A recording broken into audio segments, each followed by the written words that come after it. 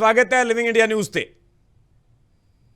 ਧੰਨਵਾਦ ਸਰ, ਹਾਲ ਹੀ ਦੇ ਵਿੱਚ ਤੁਹਾਡੀ ਇੱਕ ਬੁੱਕ ਰਿਲੀਜ਼ ਹੋਈ ਇੰਡੀਆ ਐਂਡ ਆਈ, ਉਸ ਦੇ ਵਿੱਚ ਤੁਸੀਂ ਇੱਕ ਜ਼ਿਕਰ ਕੀਤਾ, ਉਸ ਬਿਆਨ ਦੀ ਬਹੁਤ ਚਰਚਾ ਹੋ ਰਹੀ ਹੈ। ਤੁਸੀਂ ਇੱਕ ਘਟਨਾ ਦਾ ਜ਼ਿਕਰ ਕੀਤਾ, ਤੁਸੀਂ ਉਹ ਬੁੱਕ ਵਿਖਾ ਵੀ ਰਹੇ ਹੋ, ਤਾਂ ਉਸ ਦੇ ਵਿੱਚ ਤੁਸੀਂ ਜੋ ਜ਼ਿਕਰ ਕੀਤਾ ਤਤਕਾਲੀ ਪ੍ਰਧਾਨ ਮੰਤਰੀ ਡਾਕਟਰ ਮਨਮੋਹਨ ਸਿੰਘ ਦਾ ਇੱਕ ਘਟਨਾ ਦਾ ਜ਼ਿਕਰ ਕਰਦਿਆਂ ਕਿਹਾ ਕਿ ਉਹਨਾਂ ਦੇ ਵੱਲੋਂ ਇੱਥੋਂ ਤੱਕ ਕਹਿ ਦਿੱਤਾ ਗਿਆ ਕਿ ਉਹ ਸੁਸਾਈਡ ਕਰ ਲੈਣਗੇ। ਪਹਿਲਾਂ ਤਾਂ ਮੈਂ ਉਹ ਵਿਸਥਾਰ ਦੇ ਨਾਲ ਜਾਣਨਾ ਚਾਹਾਂਗਾ ਕਿ ਆਖਿਰਕਾਰ ਕੀ ਘਟਨਾ ਸੀ, ਕਿਸ ਸੰਦਰਭ ਦੇ ਵਿੱਚ ਉਹਨਾਂ ਦੇ ਵੱਲੋਂ ਇਸ ਗੱਲ ਦਾ ਜ਼ਿਕਰ ਕੀਤਾ ਗਿਆ।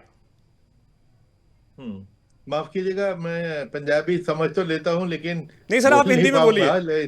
आप हिंदी में बोलिए सर, कोई बात नहीं जी। वो हुआ ये था कि यूपी के इलेक्शन 2012 में हो रहे थे, पंजाब के साथ ही होते हैं वो। जी जी बिल्कुल। तो उसमें उस वक्त के लॉ मिनिस्टर सलमान खुर्शीद साहब ने अपनी वाइफ के कैंपेन में कहीं ये कह दिया कि हम माइनॉरिटी का कोटा डबल करेंगे जी। तो foreign opposition party particularly BJP ने एक रिटन शिकायत की कि ये तो इलेक्शन चल रहा है और मॉडल कोड की वायलेशन है। तो हमने कहा बात ठीक है, हमने फौरन नोटिस दिया दूसरी पार्टी को। दोनों तरफ से उनके जवाब आए, फिर हमने उनकी हियरिंग की। एज ए कोर्ट बैठती है इलेक्शन कमीशन, और उसमें 3-4 दिन की हियरिंग के बाद इस नतीजे पहुंचे कि उल्लंघना तो ये हुई है और उसकी सजा तो देनी पड़ेगी। तो उसकी सजा फिर हमने ये तो होता है कि मॉडल कोड की वायलेशन में कोई फाइन नहीं कर सकते, कुछ और नहीं कर सकते, सिर्फ चेतावनी दे सकते हैं, ये सेंश्योर कर सकते हैं। जो यानी उनको गिल्टी पाया और उसके लिए मैक्सिमम पनिशमेंट होती है सेंश्योर, जो हमने कर दी। तो उसके बाद कुछ कांग्रेसी नेता जरा नाराज हुए हमसे और लूज टॉक करने लगे कि जो ये बड़े बददिमाग हो गए हैं और इलेक्शन कमीशन ऐसी आर्बिट्रेरी हो गई है, ये वो। तो मुझे सुन के, मुझे पर्सनली आप बुरा कह दो, मुझे फर्क नहीं पड़ता, लेकिन मेरे इंस्टीट्यूशन को आप बुरा भला कहें। तो मैंने उनके मीडिया एडवाइजर खरे साहब थे, उनसे कई मुलाकात हुई, तो मैंने उनको कहा कि देखिए ये जो आपके मंत्री लोग या नेता लोग जो बोल रहे हैं ये गलत काम कर रहे हैं। अगर मैं इसको पब्लिक नॉलेज कर दूं तो आपको मुंह छुपाना मुश्किल हो जाएगा, क्योंकि इलेक्शन कमीशन की तो देश में इतनी छवि थी ही। तो उन्होंने कहा मैं पीएम को बता दूं। मैंने कहा बिल्कुल, पीएम की इत्तला के लिए हो ताकि वो अपने मंत्रियों को चुप करें जी। अगले दिन ही दोपहर को मनमोहन सिंह जी का खुद डायरेक्टली फोन आया हमारे जो इंटरनल एक्सचेंज है उसके ऊपर कि कुरैशी साहब, मुझको मैं आपसे जल्द फौरन मिलना चाहता हूँ। तो मैंने कहा सर आप बताएं कहाँ पे कब। तो शाम को उनके घर 7 बजे मिलना तय हुआ। तो मैं गया तो वो वहां पे कमरे के बाहर ही वेट कर रहे थे खड़े हुए। और जो उनका अंदाज है, हमेशा अपने सारे गेस्ट को वो इसी तरह रिसीव करते हैं और सी ऑफ करते हैं। तो अंदर जाते ही जैसे हम बैठे, उन्होंने कहा कि कुरैशी साहब कि अगर आप भी ये समझते हैं यानी कि हम मैं कांग्रेस को, सॉरी इलेक्शन कमीशन को बुरा भला कह रहा हूँ, तो मैं तो सुसाइड कर लूंगा। तो मैं तो धचके में रह गया, शॉक में हो गया कि ये तो सोचा भी नहीं था। तो फिर मैंने उनको काम डाउन किया। मैंने कहा कि सर ये आपके ऊपर ये कमेंट नहीं थी, ये तो हमारे आपके नॉलेज में ला रहे थे कि आपके कुछ लीडर इस किस्म की लूज टॉक कर रहे हैं, उनको रोक दीजिए जी। तो बड़े काफी 5-10, 15, 20 मिनट की कोशिश से वो जरा रिलैक्स हुए। और फिर उन्होंने कहा कि मुझे नहीं पता था कि ये सब इस तरह की बोल रहे हैं, तो वरना तो मैं बड़ा एक्शन लेता, लेकिन आप कभी भी कोई शिकायत हो जस्ट टेलीफोन उठा के मुझे बताइए। तो मैंने जो ये वाकया लिखा कि उससे, क्योंकि डॉक्टर मनमोहन सिंह ने बिल्कुल ठीक कहा कि वो तो ऐसा सोच ही नहीं सकते थे। वो तो इलेक्शन कमीशन की इतनी तारीफ करते थे जी कि जो कहते थे कि भारत की पूरी दुनिया में अगर रेपुटेशन और इमेज है तो वो तो हमारी डेमोक्रेसी और हमारे इलेक्शन और इलेक्शन प्रोसेस की वजह से है। और वो हमें प्रशंसा करते थे कि तुम लोगों को बधाई कि तुम लोग इतना अच्छा काम कर रहे हो जिसकी वजह से भारत की इमेज इंप्रूव हो रही है। तो ऐसी सूरत में उनसे तो ये इमेजिन करना कि उन्होंने कोई कमेंट किया तो टॉपिक था ही नहीं। तो खैर बहरहाल ये वाकया ऐसा था जो फिर मैंने आप बाहर आने के बाद हरीश खरे को बताया। उन्होंने भी बताया कि जब मैं अंदर गया, जैसे मैंने पीएम को बताया तो वो तो एकदम फौरन ही घबरा गया और फौरन ही मेरे वहां होते हुए उन्होंने कहा अपने पीएसए की तरफ फौरन कुरैशी साहब से बात कराओ। तो ये चीज मनमोहन सिंह जी की एक ऐसी ह्यूमन क्वालिटी उजागर करती है ਮਤਲਬ ਸਰ कि जो बड़ी रेयर ਬੀਇੰਗ है। ਪ੍ਰਾਈਮ ਮਿਨਿਸਟਰ ਇੰਨਾ ਆਹਤ ਹੋਏ ਜਿਸ ਤਰੀਕੇ ਦੀਆਂ ਟਿੱਪਣੀਆਂ ਮਤਲਬ ਇਲੈਕਸ਼ਨ ਕਮਿਸ਼ਨ ਤੇ ਉਸ ਵੇਲੇ ਕੀਤੀਆਂ ਜਾ ਰਹੀਆਂ ਸਨ, ਇੰਨਾ ਕਨਸਰਨ ਸਨ ਕਿ ਤੁਹਾਨੂੰ ਉਹਨਾਂ ਨੇ ਉੱਥੇ ਸੱਦਾ ਦਿੱਤਾ, ਤੁਹਾਡੇ ਨਾਲ ਗੱਲਬਾਤ ਕੀਤੀ ਤੇ ਇੱਥੋਂ ਤੱਕ ਕਹਿ ਦਿੱਤਾ ਗਿਆ। ਮੈਂ ਉਹ ਸਮਝਣਾ ਚਾਹਾਂਗਾ ਕਿ ਉਸ ਵੇਲੇ ਉਹਦੀ ਫੀਲਿੰਗ ਕਿਸ ਤਰੀਕੇ ਦੀਆਂ ਸੀ, ਕਿਉਂਕਿ ਇੱਕ ਬੀਇੰਗ ਪ੍ਰਾਈਮ ਮਿਨਿਸਟਰ ਜੇਕਰ ਇੱਥੋਂ ਤੱਕ ਕਹਿ ਦਿੰਦਾ ਹੈ ਕਿ ਮੈਂ ਸੁਸਾਈਡ ਕਰ ਲਵਾਂਗਾ, ਮੈਂ ਖੁਦਕੁਸ਼ੀ ਕਰ ਲਵਾਂਗਾ, ਆਪਣੇ ਆਪ ਜਦੋਂ ਤੁਹਾਡਾ ਇਹ ਬਿਆਨ ਸਾਹਮਣੇ ਆ ਮੀਡੀਆ ਦੇ ਵਿੱਚ ਚੱਲਿਆ, ਅਸੀਂ ਵੀ ਖੁਦ ਸੁਣ ਕੇ ਹੈਰਾਨ ਹੋ ਗਏ ਕਿ being prime minister doctor Manmohan Singh ਦੇ ਲਈ ਇੱਥੋਂ ਤੱਕ ਕਹਿ ਦਿੱਤਾ ਗਿਆ, ਯਾਨੀ ਕਿ ਉਹ ਵੱਡੀਆਂ ਜੋ ਦੇਸ਼ ਦੀਆਂ ਸੰਸਥਾਵਾਂ ਨੇ ਉਹਨਾਂ ਦੇ ਨਾਲ ਕਿੰਨੇ ਦਿਲੋਂ ਜੁੜੇ ਹੋਏ ਸਨ, ਜਾਂ ਕਿਸੇ ਦੇ ਵੱਲੋਂ ਜੇਕਰ ਉਹ ਸੰਸਥਾ ਨੂੰ ਲੈ ਕੇ ਟਿੱਪਣੀ ਕੀਤੀ ਜਾਂਦੀ ਸੀ ਤਾਂ ਇੰਨਾ ਉਹ ਆਹਤ ਹੋ ਗਏ। बिल्कुल, ये तो बहुत ही दुख की बात थी कि उनको इतनी इस बात से तकलीफ हुई, वरना इतना स्ट्रांग स्टेटमेंट कभी कोई प्रधानमंत्री क्या कोई छोटा मोटा लीडर भी ना कहे। लेकिन बिल्कुल। प्रधानमंत्री को उस ये तस्वुर भी नहीं कर सकते थे कि वो इलेक्शन कमीशन के ऊपर कोई ऐसी टिप्पणी करेंगे जो नेगेटिव होगी। तो बहुत अपसेट थे वो, बहुत परेशान और अपसेट थे। मैंने फिर उनको जरा कंफर्टेबल किया, जो बता के कि सर आप तो हमेशा हमारे सपोर्टर रहे हैं, आप तो पब्लिकली बार बार हमारी प्रशंसा करते हैं इलेक्शन कमीशन को, तो आप इंडिया का प्राइड मानते हैं। तो ऐसी जरूरत, तो इसीलिए उन्होंने कहा कि अगर मुझे पता होता कि ये लोग ऐसा बोल रहे हैं, तो एक्चुअली उन्होंने एक लफ्ज यूज किया था कि मैं तो उनका मुंह नोच लेता, ये लफ्ज यूज किया था। ये शब्द बरते तो जी जी, और कहने लगे कि बहरहाल कभी भी आपको कोई शिकायत या ऐसा वाकई नजर आए जो मेरी नोटिस में लाने का हो, तो मुझे फौरन आप सर ਇਹ ਪੂਰੀ ਘਟਨਾ ਸਾਲ 2012 ਦੀ ਹੈ, 2012 ਦਾ ਜ਼ਿਕਰ ਕਰ ਰਹੇ ਹੋ ਤੁਸੀਂ। 2012 ਸਰ ਫਰਵਰੀ ਜਦੋਂ ਇਹ ਤੁਹਾਡੀ ਮੁਲਾਕਾਤ ਹੋਈ ਜਾਂ ਡਾਕਟਰ ਮਨਮੋਹਨ ਸਿੰਘ ਦੇ ਵੱਲੋਂ ਇਸ ਤਰੀਕੇ ਦੀ ਟਿੱਪਣੀ ਕੀਤੀ ਗਈ, ਜ਼ਿਕਰ ਕੀਤਾ ਗਿਆ ਉਹਨਾਂ ਦੇ ਵੱਲੋਂ, ਉਹ ਖੁਦ ਵੀ ਆਹਤ ਲੱਗੇ, ਉਸ ਤੋਂ ਬਾਅਦ ਜਿਸ ਤਰੀਕੇ ਦੀਆਂ ਟਿੱਪਣੀਆਂ ਇਲੈਕਸ਼ਨ ਕਮਿਸ਼ਨ ਤੇ ਕੀਤੀਆਂ ਜਾ ਰਹੀਆਂ ਸਨ ਉਸ ਤੇ ਕੋਈ ਬ੍ਰੇਕ ਲੱਗੀ, ਬਾਕੀ ਆਗੂਆਂ ਤੇ ਉਸ ਦਾ ਅਸਰ ਹੋਇਆ? जी जी, टोटल ब्रेक लगा। उसके बाद आपने कोई किसी से किसी किस्म की गलत टिप्पणी नहीं सुनी, क्योंकि उन्होंने उनको फटकार लगाई होगी, जरूर लगाई थी, जिसकी वजह से वो सारे के सारे जो क्रिटिक्स थे वो चुप हो गए। ਜੀ ਸਰ, ਇੱਕ ਪਾਸੇ ਅਸੀਂ 2012 ਦੀ ਗੱਲ ਕਰ ਰਹੇ, ਤੁਸੀਂ ਬਹੁਤ ਵਿਸਥਾਰ ਦੇ ਨਾਲ ਉਸ ਘਟਨਾ ਦਾ ਜ਼ਿਕਰ ਕੀਤਾ। ਅੱਜ ਅਸੀਂ ਸਾਲ 2026 ਦੇ ਵਿੱਚ ਹੈ। ਜੇਕਰ ਇਲੈਕਸ਼ਨ ਕਮਿਸ਼ਨ ਦੀ ਅੱਜ ਦੀ ਤਰੀਕ ਦੀ ਗੱਲ ਕਰੀਏ ਤਾਂ ਅੱਜ ਤਾਂ ਉਹ ਬਹੁਤ ਵੱਡੇ ਪੱਧਰ ਤੇ ਐਲੀਗੇਸ਼ਨ ਲੱਗਦੇ ਨੇ, ਇਲਜ਼ਾਮ ਵੱਖ-ਵੱਖ ਧਿਰਾਂ ਦੇ ਵੱਲੋਂ ਲਗਾਏ ਜਾਂਦੇ ਨੇ। ਇਹਨਾਂ ਦਿਨਾਂ ਦੇ ਵਿੱਚ SIR ਦਾ ਬਹੁਤ ਵੱਡੇ ਪੱਧਰ ਤੇ ਜ਼ਿਕਰ ਹੋ ਰਿਹਾ, ਪੰਜਾਬ ਦੇ ਵਿੱਚ SIR ਦੀ ਪ੍ਰਕਿਰਿਆ ਚੱਲ ਰਹੀ ਹੈ, ਕਿਉਂਕਿ ਕਾਂਗਰਸ ਦੀ ਗੱਲ ਕਰੀਏ, ਹੋਰਨਾਂ ਧਿਰਾਂ ਦੀ ਗੱਲ ਕਰੀਏ, ਸਿੱਧੇ ਤੌਰ ਤੇ ਕੇਂਦਰ ਤੇ ਇਲੈਕਸ਼ਨ ਕਮਿਸ਼ਨ ਤੇ ਇਲਜ਼ਾਮ ਲੱਗਦੇ ਨੇ। ਚਾਹੇ ਉਹ ਬਿਹਾਰ ਦੀ ਗੱਲ ਕਰੀਏ, ਚਾਹੇ ਵੈਸਟ ਬੰਗਾਲ ਦੀ ਗੱਲ ਕਰੀਏ, ਮਹਾਰਾਸ਼ਟਰ ਦੀ ਗੱਲ ਕਰੀਏ, ਕਿ ਲੱਖਾਂ ਦੇ ਵਿੱਚ ਜਿਹੜੇ ਜਾਇਜ਼ ਵੋਟਰ ਸਨ ਉਹ ਵੀ ਕੱਟ ਦਿੱਤੇ ਗਏ, ਤੇ ਸੱਤਾ ਧਿਰ ਦੇ ਵੱਲੋਂ ਜਿਹੜੀ ਸੱਤਾ, ਜਿਸ ਧਿਰ ਦੀ ਸੱਤਾ ਕੇਂਦਰ ਦੇ ਵਿੱਚ, ਉਹਨਾਂ ਦੇ ਵੱਲ ਸਿੱਧੇ ਤੌਰ ਤੇ SIR ਦੇ ਜ਼ਰੀਏ ਲਾਹਾ ਲਿਆ ਗਿਆ। ਇਸ ਤਰੀਕੇ ਦੇ ਇਲਜ਼ਾਮ ਲੱਗਦੇ ਨੇ। ਫਿਰ ਅੱਜ ਦੀ ਤਰੀਕ ਦੇ ਵਿੱਚ ਇਸ ਐਪੀਸੋਡ ਇਹਨਾਂ ਇਲਜ਼ਾਮਾਂ ਨੂੰ ਕਿਵੇਂ ਵੇਖਦੇ ਹੋ? नहीं, मुझे जो इलेक्शन कमीशन पे इल्जाम लगते हैं तो उससे बड़ी तकलीफ होती है, बड़ा दुख होता है, क्योंकि हमने तो वो जमाने देखे हैं कि इलेक्शन कमीशन के पूरे हिंदुस्तान में इतनी इमेज थी और सपोर्ट थी और क्रेडिबिलिटी थी, क्योंकि कभी कभी कोई सर्वेज होते थे, उसमें हाईएस्ट रेटिंग इलेक्शन कमीशन को देश की पॉपुलैरिटी और क्रेडिबिलिटी की मिलती थी। ऐसी सूरत में ऐसी संस्था के ऊपर अटैक आजकल हो रहा है, जो जो जिस वजह से आपने भी सवाल किया, तो ये सुन के हमें तो बहुत दुख होता है और बड़े अफसोस की बात है। उसको सुधारना चाहिए। ਨਹੀਂ ਸਰ, ਮਤਲਬ ਇਹਨੂੰ ਸਮਝਿਆ ਕਿਸ ਲਿਹਾਜ਼ ਦੇ ਨਾਲ ਜਾਵੇ ਕਿ ਉਹਨਾਂ ਇਲਜ਼ਾਮਾਂ ਦੇ ਵਿੱਚ ਫਿਰ ਕਿੰਨੇ ਕੁ ਤੱਥ ਨੇ, ਜਾਂ ਕਿਤੇ ਨਾ ਕਿਤੇ ਅੱਜ ਦੀ ਤਰੀਕ ਦੇ ਵਿੱਚ ਇਲੈਕਸ਼ਨ ਕਮਿਸ਼ਨ ਨੂੰ ਵੀ ਇੰਟਰੋਸਪੈਕਟ ਕਰਨ ਦੀ ਜ਼ਰੂਰਤ ਹੈ, ਕਿਤੇ ਨਾ ਕਿਤੇ ਲੋੜ ਹੈ, ਕਿਉਂਕਿ ਜਦੋਂ ਇਸ ਤਰੀਕੇ ਦੇ ਐਲੀਗੇਸ਼ਨ ਲੱਗਦੇ ਨੇ, ਜਿਹੜੀ ਪਬਲਿਕ ਹੈ, ਜਿਹੜੇ ਵੋਟਰ ਨੇ, ਆਪਣੇ ਨੁਮਾਇੰਦੇ ਚੁਣਦੇ ਨੇ, ਫਿਰ ਉਹਨਾਂ ਦੇ ਮਨ ਦੇ ਵਿੱਚ ਵੀ ਕਿਤੇ ਨਾ ਕਿਤੇ ਉਹ ਬਿਰਤਾਂਤ ਬਣਦਾ, ਨੈਰੇਟਿਵ ਸਿਰਜਿਆ ਜਾਂਦਾ ਫਿਰ।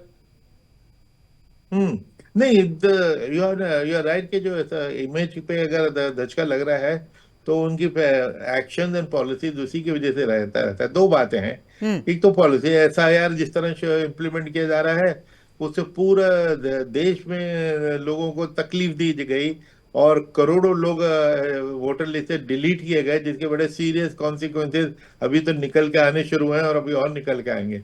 दूसरी चीज जो देखी गई है, जो मेरा एक किताब का एक चैप्टर भी है, कि ऑपोजिशन से कैसे डील किया जाता है। हमारे वक्त की पॉलिसी बड़ी क्लियर थी कि ऑपोजिशन को हम प्रेफरेंस देते थे, सरकार के ऊपर प्रेफरेंस देते थे, क्योंकि सरकार के पास तो बहुत पावर है, वो अपने तो 50 काम कराने के लिए सक्षम है। जो आउट ऑफ पावर हैं उनको सिंपैथी की, उनको हैंड होल्डिंग की, सपोर्ट की जरूरत होती है। तो इसलिए हमने अपने सारे अफसरों को इंस्ट्रक्शन दे रखी थी कि ऑपोजिशन वालों के साथ पूरी सहानुभूति रखें। जब वो अपॉइंटमेंट मांगे फौरन अपॉइंटमेंट दें, कल मांगे तो आज दीजिए। और उनकी बातों को कबूल करने की जो उनके रीजनेबल डिमांड है उनको एक्सेप्ट कीजिए, ताकि उनकी का ट्रस्ट हमारे में बना रहे। ऑपोजिशन का ट्रस्ट इलेक्शन कमीशन में बना होना पूरे देश के ट्रस्ट होने के बराबर है। जी। तो इसलिए हमारे प्रेफर ये था। अब ऑपोजिशन को जिस तरह ट्रीट किया जाता है कि उनको अपॉइंटमेंट नहीं दी थी, आते हैं तो उनके साथ बदतमीजी की जाती है। और उसका सबूत ये है कि वो पिछले 5 साल में 2 बार तो सुप्रीम कोर्ट, एक दफा 23 पार्टियां सुप्रीम कोर्ट में पहुंच गई थी कि हमारी बिल्कुल। सुनवाई नहीं हो रही, आप सुनिए। और अभी भी उन्होंने चीफ जस्टिस को 23-24 पार्टियों ने अपोजिशन की उन्होंने लिखा है जी। यही बात की जी हमारी सुनवाई नहीं होती और सुनवाई होनी चाहिए। तो ये कुछ हेल्दी सिचुएशन बिल्कुल नहीं है, इसका समाधान होना चाहिए। ਨਹੀਂ ਸਰ, ਤੁਸੀਂ ਤਾਂ ਬਹੁਤ ਨੇੜੇ ਇਸ ਨੂੰ ਸਮਝਦੇ ਹੋ, ਤੁਸੀਂ ਤਾਂ ਖੁਦ ਉਸ ਅਹੁਦੇ ਤੇ ਕੰਮ ਕੀਤਾ ਹੈ। ਪਰ ਇੰਨੇ ਸਾਲਾਂ ਦੇ ਤੁਹਾਨੂੰ ਲੱਗਦਾ ਹੈ ਕਿ ਇਲੈਕਸ਼ਨ ਕਮਿਸ਼ਨ ਦੀ ਵਰਕਿੰਗ ਦੇ ਵਿੱਚ ਕੋਈ ਚੇਂਜ ਆਇਆ ਹੈ, ਕੋਈ ਵੱਡੀ ਤਬਦੀਲੀ ਬਦਲਾਅ ਆਇਆ ਹੈ? ਜਾਂ ਜੇਕਰ ਅਜਿਹੇ ਇਲਜ਼ਾਮ ਲੱਗਦੇ ਨੇ ਕਿ ਉਸ ਵੇਲੇ ਵੀ ਇਸ ਤਰੀਕੇ ਦੇ ਐਲੀਗੇਸ਼ਨ ਲੱਗਦੇ ਸਨ ਜਾਂ ਇਸ ਤਰੀਕੇ ਦੇ ਨਾਲ ਸਵਾਲ ਉੱਠੇ ਸਨ, ਹਾਲਾਂਕਿ 2012 ਦੀ ਇੱਕ ਘਟਨਾ ਦਾ ਤੁਸੀਂ ਜ਼ਿਕਰ ਕੀਤਾ ਹੈ, ਪਰ ਮੈਂ ਇਹ ਜ਼ਰੂਰ ਜਾਣਨਾ ਚਾਹਾਂਗਾ ਕਿ ਇੰਨੇ ਸਾਲਾਂ ਦੇ ਵਿੱਚ ਫਰਕ ਤੁਹਾਨੂੰ ਕੀ ਲੱਗਦਾ ਹੈ ਕਿ ਕਿਤੇ ਨਾ ਕਿਤੇ ਇਲੈਕਸ਼ਨ ਕਮਿਸ਼ਨ ਦੇ ਵੱਲੋਂ ਪੱਖਪਾਤ ਕੀਤਾ ਜਾ ਰਿਹਾ? देखिए, इलेक्शन कमीशन पे उंगली तो हमारे वक्त में तो कोई उठाए सवाल ही नहीं था, क्योंकि हम उसको मौका ही नहीं देते थे। मैंने जैसे बताया कि हम ऑपोजिशन के लिए ओपन डोर पॉलिसी थी, उनसे की उनको बुलाते थे, उनसे बात करते थे, उनकी बात को सुन के उसके ऊपर अमल करते थे। अब मिसाल के तौर पे उस जमाने में ईवीएम की कंट्रोवर्सी सबसे ज्यादा थी और जी। बीजेपी सबसे ज्यादा मुखालफत कर रही थी। उन्होंने तो एक किताब भी लिख डाली थी, डेमोक्रेसी एट रिस्क। तो हमने जब मैं बना सीईसी तो मैंने सारी पार्टियों की एक मीटिंग बुला ली, जो मेरा तरीका था। ये मैंने उस सारे से बुला के पूछा, जिसको चंद्रबाबू नायडू चीफ मिनिस्टर होते थे आंध्र के, वो लीड कर रहे थे। तो मुझे तो हैरानी हुई कि चंद्रबाबू जी तो टेक्नोलॉजी के आइकॉन माने जाते हैं और वो एंटी टेक्नोलॉजी एजिटेशन कर रहे हैं। तो मैंने उनसे यही कहा, मैंने कहा साहब आपको क्या शिकायत है, हमें बताइए, हम उसका समाधान करेंगे। तो उन्होंने कहा हम ये नहीं कह रहे कि इलेक्शन से ईवीएम के जरिए इलेक्शन रिजल्ट मैनिपुलेट किए गए हैं या आगे भी किए जा सकते हैं। तो मैंने कहा फिर आप क्या कह रहे हैं? तो उन्होंने कहा हम ये कह रहे हैं कि इसमें ट्रांसपेरेंसी नहीं है। और मतलब क्या हुआ कि जब आप बटन दबाते हैं तो वोट जाता है किसी मशीन में, वो ठीक जगह गया कि नहीं गया लोगों को दिखाई नहीं ਨਹੀਂ देता ਮਤਲਬ ਉਸ जाते ਵੇਲੇ हुए। ਬੀਜੇਪੀ ਦੇ ਵੱਲੋਂ ਈਵੀਐਮ ਨੂੰ ਲੈ ਕੇ ਇਲਜ਼ਾਮ ਲਗਾਏ ਜਾਂਦੇ ਸਨ, बीजेपी सबसे ज्यादा ਪਰ ਹੁਣ इल्जाम ਤਾਂ लगाए ਬਚਾਅ थे। ਕੀਤਾ उन्होंने ਜਾਂਦਾ, एक ਹੁਣ ਤਾਂ ਉਸ ਨੂੰ डिफेंड ਕੀਤਾ ਜਾਂਦਾ ਹੈ ਈਵੀਐਮ ਨੂੰ। आजकल वो डिफेंड करते हैं, लेकिन उस वक्त तो वो लीडर थे को अपोज करने की। उन्होंने तो एक किताब भी लिख दी थी ना, जैसे बताया, जिसमें अडवाणी जी को फॉरवर्ड था उसमें कि ईवीएम जी। गलत है, इसको बंद करो। तो अब हालात बदल गए। तो इस किस्म की वाकयात उसमें मैंने मेंशन किए हुए हैं। ठीक और है। किस तरह चंद्रबाबू नायडू जी के कहने थे उसी मीटिंग में। हाँ। देखिए हमारी ओपननेस देखिए कि उसी मीटिंग में हमने फैसला कर लिया कि इनका जो सुझाव है बड़ा रीजनेबल है, बड़ा डिसेंट है। उस हमने दोनों कंपनियां जो मशीनें बनाती हैं उसी दिन कह दिया कि ये मशीनें डेवलप करो जिसमें एक प्रिंटर लगाओ और ताकि उसमें एक चिट बन छप के नीचे निकलेगी, जी। ताकि जो मशीन में जितना नंबर है उतनी पर्ची हम गिन लेंगे, बराबर की होनी चाहिए। लाखों के गिनी जा चुकी हैं, सब टैली की हैं। तो वीवीपैट होने के बाद से वो क्रिटिसिज्म तो खत्म हुआ। अब सिर्फ ये है कि वीवीपैट कितनी गिने जाने चाहिए। अभी रूल ये है कि एक विधानसभा क्षेत्र में जिसमें 250-300 के करीब बूथ होते हैं, जी। मशीनें होती हैं, उनमें से 5 मशीनों को के पर्चियां गिननी चाहिए। तो पार्टी करेंगे नहीं 5 की नहीं 50 की हो, 100% हो। मैं कहता हूँ कि क्रेडिबिलिटी ऑफ इलेक्शन इतना इम्पोर्टेंट है जी। कि अगर हमें 100% पर्चियां हम गिन भी लें, 4-6 घंटे एक्स्ट्रा लगेंगे तो क्या क्या फर्क पड़ता है, जरूर कर बिल्कुल। देना चाहिए। ਨਹੀਂ ਸਰ, ਇਹਦੇ ਬਾਰੇ ਤੁਹਾਡਾ ਕੀ ਕਹਿਣਾ ਹੈ? ਇਹ ਆਪਣੇ ਆਪ ਦੇ ਵਿੱਚ ਕਈ ਸਾਲਾਂ ਤੋਂ ਲਗਾਤਾਰ ਡਿਬੇਟ ਦਾ ਵਿਸ਼ਾ ਹੈ। ਅਮਰੀਕਾ ਵਰਗੇ ਹੋਰ ਦੇਸ਼ਾਂ ਦੀ ਉਦਾਹਰਨ ਦਿੱਤੀ ਜਾਂਦੀ ਹੈ ਕਿ ਜੇਕਰ ਉੱਥੇ ਬੈਲਟ ਪੇਪਰ ਦੇ ਨਾਲ ਇਲੈਕਸ਼ਨ ਹੋ ਸਕਦੀਆਂ ਨੇ ਤਾਂ ਭਾਰਤ ਵਿੱਚ ਕਿਉਂ ਨਹੀਂ ਹੋ ਸਕਦੀਆਂ? ਭਾਰਤ ਦੇ ਵਿੱਚ ਈਵੀਐਮ ਨੂੰ ਹੀ ਤਰਜੀਹ ਕਿਉਂ ਦਿੱਤੀ ਜਾਂਦੀ है? ਇਸ ਤੇ ਤੁਹਾਡਾ ਕੀ पक्ष है? देखिए जी जी, इस पे मैंने कई बार कहा है कि हर चीज हमने अमेरिका से नहीं सीखनी होती, कुछ चीजों में हम अमेरिका से सुपीरियर हैं। और मैं मिसाल के तौर पे मैं बताऊंगा कि भारत ने पहले ही दिन जब डेमोक्रेसी और रिपब्लिक चुना था, पहले दिन से औरतों और मर्दों को बराबर का वोटिंग राइट दिया था। बराबर 21 साल का जो भी मर्द हो या औरत हो, राइट दिया। जी। फर्स्ट डे अमेरिका ने 144 साल में औरतों को राइट दिया था। हम्म। तो वो कौन सुपीरियर हुआ? दूसरी चीज जो मैं कहता हूं कि 250 साल हो गए अमेरिका की डेमोक्रेसी को, आजकल वो सेलिब्रेशन कर रहे हैं। 250 साल में उन्होंने एक सिंगल वोमन प्रेसिडेंट नहीं दी। हम्म। भारत ने 19वें साल में एक प्राइम मिनिस्टर बड़ी स्ट्रांग इंदिरा गांधी दे दी थी। तो हम तो उस लिहाज से उनसे आगे हैं, इसलिए अमेरिका हमसे सीखे, हम उनसे सीखें। तीसरी ये चीज कि अमेरिका में मशीन इस्तेमाल नहीं होती, ये गलत है, क्योंकि लोगों को पता नहीं है अमेरिका टोटली डिसेंट्रलाइज है। वहां हम्म। पे सिंगल तरीका नहीं है। वहां पे एक्चुअली एक्चुअली 10,000 तरीके हैं, क्योंकि हर काउंटी 10,000 काउंटीज हैं। हम्म। हर काउंटी का अलग लॉज है, अलग रूल्स हैं। वो अपने अपने इलेक्शन कराते हैं और सैकड़ों में वो मशीन यूज करते हैं हम्म। और सैकड़ों में मशीन नहीं यूज करते। तो ये कहना कि हम्म। अमेरिका नहीं करता, वो तो ਪਰ फैक्चुअली ਸਰ गलत हो ਤੁਸੀਂ जाता है। ਮਤਲਬ ਸਿੱਧੇ ਤੌਰ ਤੇ ਈਵੀਐਮ ਪ੍ਰਕਿਰਿਆ ਦੀ ਹਮਾਇਤ ਕਰਦੇ ਹੋ ਤਾਂ ਤੁਹਾਨੂੰ ਕੀ ਲੱਗਦਾ ਹੈ ਕਿ ਬਿਲਕੁਲ ਈਵੀਐਮ ਦੇ ਨਾਲ ਕੋਈ ਛੇੜਛਾੜ ਨਹੀਂ ਹੋ ਸਕਦੀ, ਟੈਂਪਰ ਨਹੀਂ ਕੀਤਾ ਜਾ ਸਕਦਾ ਕਿਸੇ ਵੀ ਤਰੀਕੇ ਨਾਲ ਉਸ ਨੂੰ? जी देखिए, अभी तक जो मशीनें रही हमारे वक्त की, उसके लिए तो हम सर्टिफाई करते हैं, गारंटी करते हैं कि उसमें छेड़छाड़ नहीं की जा सकती। अब आगे उसमें क्या कोई नई जनरेशन की कोई मशीनें हो जाए, कोई नया सॉफ्टवेयर डाल दिया जाए, उसका कोई तो कुछ पता नहीं होता। लेकिन अब तक की जो मशीनें हैं वो बिल्कुल सेफ हैं।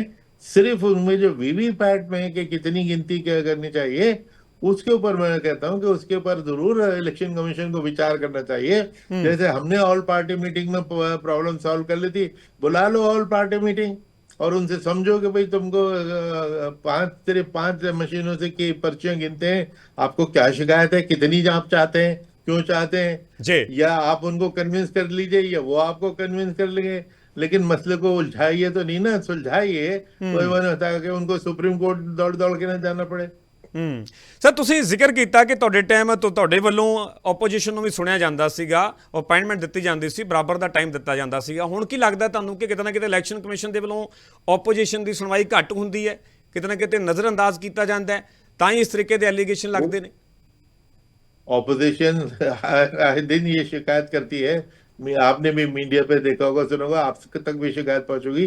द फैक्ट कि उन्होंने सुप्रीम कोर्ट को अभी 23 पार्टी ने, ये 24 ने पत्र लिखा है चीफ जस्टिस ऑफ इंडिया को कि जी। साहब हमारी सुनवाई नहीं होती यार, आप हमारी सुनवाई कीजिए, कि ये तो सुनते नहीं। हाँ। तो ये तो ऑब्वियसली फैक्ट है। जब भी तो वो लोग इस तरह की बात का, अदरवाइज सुप्रीम कोर्ट जाने की नौबत ही नहीं आनी चाहिए। ਨਹੀਂ ਪਰ ਸਰ ਇਹ ਤਾਂ ਫਿਰ ਬਹੁਤ इलेक्शन ਵੱਡਾ कमीशन ਕੁਐਸਚਨ ਹੈ ਨਾ, ਆਪੋਜੀਸ਼ਨ ਦੇ ਵਿੱਚ ਵੀ ਜੇ ਕੋਈ ਐਮਐਲਏ ਜੇ ਕੋਈ ਐਮਪੀ ਤਾਂ ਉਹ ਵੀ ਲੋਕਾਂ ਦੇ ਚੁਣੇ ਹੋਏ ਨੁਮਾਇੰਦੇ ਨੇ, ਲੋਕਾਂ ਨੇ ਵੋਟਾਂ ਪਾ ਕੇ ਉਹਨਾਂ ਨੂੰ ਚੁਣਿਆ ਹੈ। ਪਰ ਇਹ ਤਾਂ ਬਹੁਤ ਵੱਡਾ ਫਿਰ ਇੰਸਟੀਟਿਊਸ਼ਨ ਨੂੰ ਲੈ ਕੇ ਵੀ ਸਵਾਲ ਹੈ ਨਾ ਕਿ ਜੇਕਰ ਸੱਤਾ ਧਿਰ ਦੀ ਗਵਰਨਮੈਂਟ ਦੀ ਜੇਕਰ ਸੁਣਵਾਈ ਹੋ ਰਹੀ ਹੈ, ਫਿਰ ਆਪੋਜੀਸ਼ਨ ਦੀ ਜੇਕਰ ਸੁਣਵਾਈ ਨਹੀਂ ਹੋ ਰਹੀ, ਇਹ ਆਪਣੇ ਆਪ 'ਚ ਕੁਐਸਚਨ ਹੈ। बहुत बिल्कुल आपने ठीक कहा, ये बहुत बड़ा क्वेश्चन है कि अपोजिशन को इतनी बुरी तरह ट्रीट किया जाए। वो भी जनता के नुमाइंदे हैं, जनता के रिप्रेजेंटेटिव हैं बिल्कुल। और डेमोक्रेसी का बड़ा इंपॉर्टेंट हिस्सा है। हमें उनके ट्रस्ट हासिल करना बहुत जरूरी है।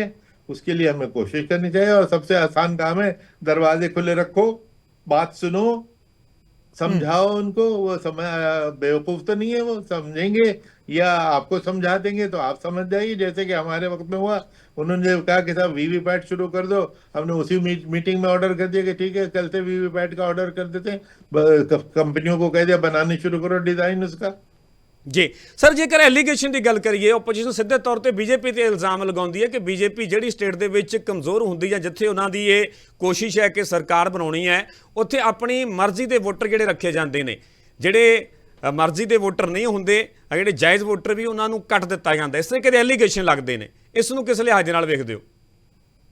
नहीं देखिए, ये तो बहुत जोर शोर से ये इल्जाम लग रहा है और उसका सबूत ये है कि हर स्टेट में लाखों, बट तकरीबन 12-13%, 15% वोटर डिलीट हो गए। अब जो मर चुका है वो डिलीट हो, कोई प्रॉब्लम नहीं, होना ही चाहिए। जो वहां से कहीं और चला गया है, यहाँ से डिलीट होके लेकिन दूसरी जगह जरूर लिखा जाना चाहिए। तो नहीं, ये नहीं कि यहाँ से भी गायब और किसी दूसरी जगह भी उसको रजिस्टर न करें। तो या कोई डुप्लीकेट आपका नाम दो जगह लिखा है वो हटना ही चाहिए। हाँ बिल्कुल। और पिछले 70 साल से हम लोग जो थे सारे इलेक्शन कमीशन यही तो करते थे, हम्म। फिर भी कुछ रह जाते थे। अब इतना इन्होंने डंडा चला दिया, सबको पूरे देश को हैरास कर दिया। ये लिखित गारंटी देंगे कि अब जो इलेक्टोरल रोल बन के आया वो प्योर है, फेयर है, हाँ। और उसमें कोई जस्टिफाइड वोटर डिलीट नहीं हो गया है, या अभी भी कोई इन्हों इन्हों इनके उसमें था, इन्होंने लिखा फला फला आदमी डेड हो गया, मर गया, हमने डिलीट कर दिया। वो डेड लोग 10-15 लोग सुप्रीम कोर्ट सामने पेश हो गए कि इन्होंने हमको मुर्दा डिक्लेयर कर दिया था। सर हम तो आपके सामने खड़े हैं, तो हम्म। इलेक्टोरल की प्योरिटी के लिए निकले थे, तो प्योरिटी का सर्टिफिकेट दे दें कि अगर अब कोई गलती निकलेगी तो आप हमें सजा दे दो। जी। और फिर दूसरी चीज इन्होंने ये कही थी कि ये फॉरेनर्स को पकड़ने के लिए, इलीगल इमिग्रेंट्स को कितने पकड़े, आज तक फिगर क्यों नहीं बताई, हम्म। क्यों नहीं बताई। अब वो बिहार में सबसे पहले जब शुरू उन्होंने किया तो यही था कि जी इलीगल इमिग्रेंट वहां पे बहुत है, नेपाल बॉर्डर वगैरह है, तो बांग्लादेश, तो वहां से हम उनको पकड़ेंगे। तो 500 कितने फॉरेन पकड़े, इन्होंने तो आज तक नहीं बताया। हम्म। लेकिन हमने मीडिया में पढ़ा कि जी 500 के करीब फॉरेनर पाए गए, जी। उनमें से सिर्फ 150 बांग्लादेशी थे, और 350 हम्म। नेपाली और हिंदू औरतें जो शादी करके आई थी। अब हम्म। 150 लोग बांग्लादेशियों को पकड़ने के लिए आपने 8 करोड़ लोगों को सजा दी और दौड़ाया, और हम्म। लाखों ऐसे हैं जो एलिजिबल हैं उनको डिलीट कर दिया। तो ये इलेक्टोरल रोल प्योर हुआ कि इम्प्योर हो नहीं गया। सर, मैं ਜੇ ਸਿੱਧਾ और ਸਵਾਲ उस ਕਰਾਂ ਕਿ impure- ਸਰ ਕੀ ਫਿਰ ਐਸਆਈਆਰ ਦੀ ਪੂਰੀ ਪ੍ਰਕਿਰਿਆ ਨੂੰ ਇੱਕ ਪੋਲੀਟੀਕਲ ਟੂਲ ਦੇ ਤੌਰ ਤੇ ਵਰਤਿਆ ਜਾ ਰਿਹਾ? अब ये है कि पॉलिटिकल शब्द तो मैं नहीं यूज करना चाहूंगा, लेकिन फैक्ट ये है कि एसआईआर की इंटेंशन कुछ क्लियर नहीं है, और एसआईआर जिस तरीके से की जा रही है, मकसद ये था ये इलेक्टोरल रोल को प्योरीफाई करना। वो ऑलरेडी 20 साल पहले जब फाइनल एसआईआर हुआ था बिहार वगैरह में भी, हम्म। 2002-3 में, उस वक्त की इलेक्शन कमीशन वो भी बड़े इंटेलिजेंट लोग थे। उन्होंने ये फैसला किया कि अब हमको एसआईआर करने की जरूरत नहीं पड़ेगी आगे, हम सिर्फ समरी रिवीजन क्या करेंगे, क्योंकि वोटर रोल तो डिजिटाइज हो चुके, कंप्यूटराइज हो चुके। अब कंप्यूटर में आपका नाम मेरा नाम आ गया, तो दोबारा से फिर हमने शुरू करे सारी एक्सरसाइज। उसमें जो 30 साल लगे थे हम इलेक्टोरल रोल को एक स्टेज तक पहुंचाने के लिए, वो ये 30 दिन में या 3 महीने में करना चाह रहा है। तो ओके जी, पुराना रोल रद्दी की टोकरी में फेंको, हम नया रोल बनाएंगे, और वो बिल्कुल नए सिरे से लोगों को ढूंढ ढूंढ के उनमें इनरोल करेंगे। जिस रोल से सरकार अभी बनी हुई है 2024 की, जी। उसी रोल से तो बनी है।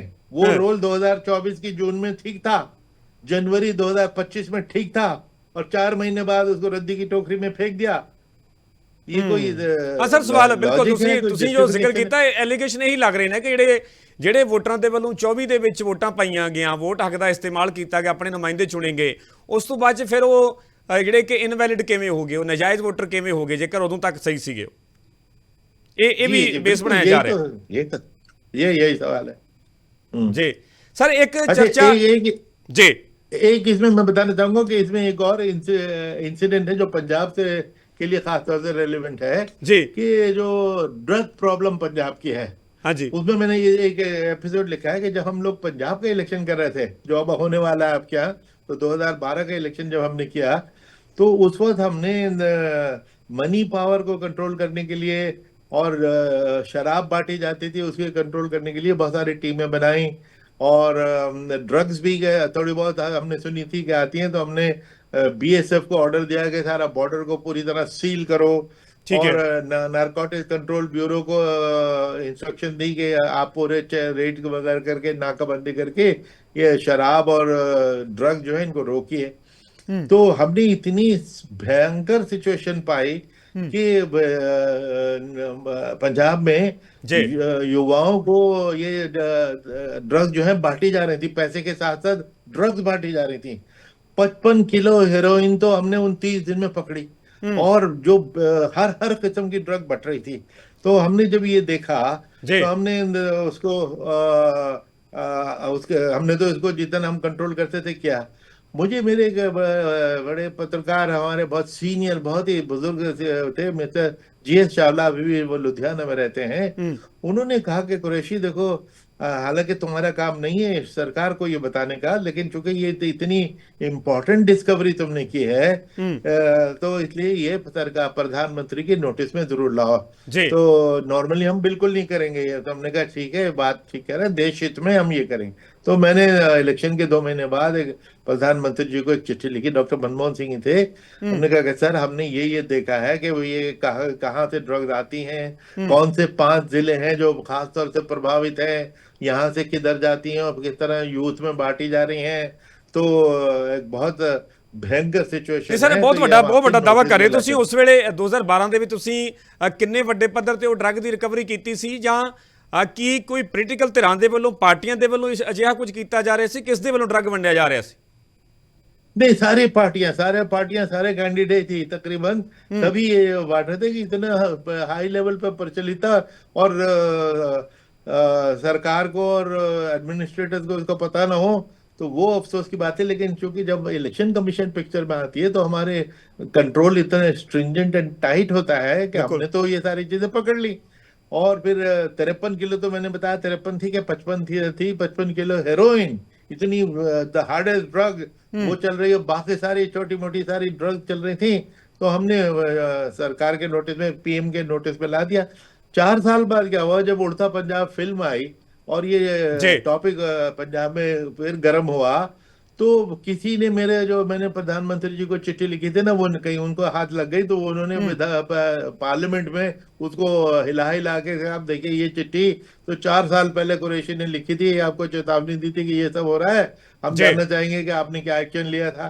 तो आगे उसके क्या हुआ मैंने उसको उसमें फॉलोअप नहीं किया, लेकिन इस इंसिडेंट को मैंने अपनी इस किताब में लिखा है। ਜੀ ਸਰ, ਇੱਕ ਆਖਰੀ ਸਵਾਲ ਹੈ, ਥੋੜੇ ਸ਼ਬਦਾਂ ਜੇ ਤੁਸੀਂ ਇਹਨੂੰ ਕਲੀਅਰ ਕਰ ਸਕੋ। ਇੱਕ ਚਰਚਾ ਵਨ ਨੇਸ਼ਨ ਵਨ ਇਲੈਕਸ਼ਨ ਦੀ ਹੁੰਦੀ ਹੈ, ਕੀ ਭਾਰਤ ਦੇ ਵਿੱਚ ਉਹ ਪੋਸੀਬਲ ਹੈ? ਇੱਕੋ ਸਮੇਂ ਤੇ ਪੂਰੇ ਭਾਰਤ ਦੇ ਵਿੱਚ ਇਲੈਕਸ਼ਨ ਹੋ ਸਕਦੀਆਂ ਨੇ? ਇੰਨੀ ਸਮਰੱਥਾ ਹੈ, ਕੈਪੈਸਿਟੀ ਹੈ?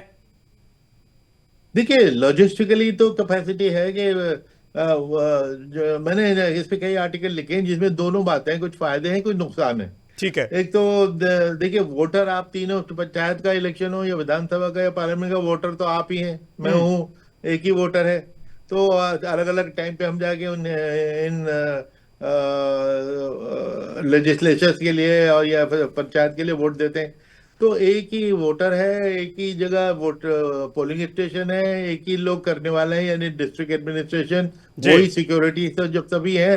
तो एक दफा एक वोटर जाए, तीनों मशीनों पे बटन दबाए, चला जाए, 5 साल की छुट्टी। इलेक्शन कमीशन के लिए भी बड़ा आसान कि भाई एक दफा इलेक्शन करा के 5 साल तक हम गोल्फ खेलेंगे। लेकिन हमारा कंफर्ट एंड कन्वीनियंस तो कंसिडरेशन नहीं हो सकता। तो इसलिए ये उसका वो है। दूसरा खर्चा बहुत होता है। अरे भाई खर्चा तो, मैं एक लिहाज से तो खर्चा अच्छी चीज है कि पॉलिटिशियन का पैसा गरीब आदमी के पास चला जाता है, वो पोस्टर लगाने वाला, ऑटो चलाने वाला, कारपेंटर, उनको खर्चा हो, उनके तक पैसा पहुंचता, बड़ी अच्छी बात है। दूसरे अगर वाकई खर्चा घटाना था, कैंडिडेट के ऊपर एक सीलिंग होती है, 95 लाख से ऊपर 1 रुपया नहीं खर्च करते। 1 रुपया खर्च करेंगे उनका इलेक्शन इलीगल डिक्लेयर कर दिया जाएगा। लेकिन पॉलिटिकल पार्टी उनके ऊपर 5 करोड़ और 10 करोड़ खर्च कर सकती है, तो लेवल प्लेइंग फील्ड डिस्टर्ब होती है। पॉलिटिकल पार्टी एक्सपेंडिचर पे अंकुश लगा दीजिए, उस पर भी लिमिट लगा दीजिए, एकदम 1 लाख करोड़ से घट के 10,000 करोड़ आ जाएगा।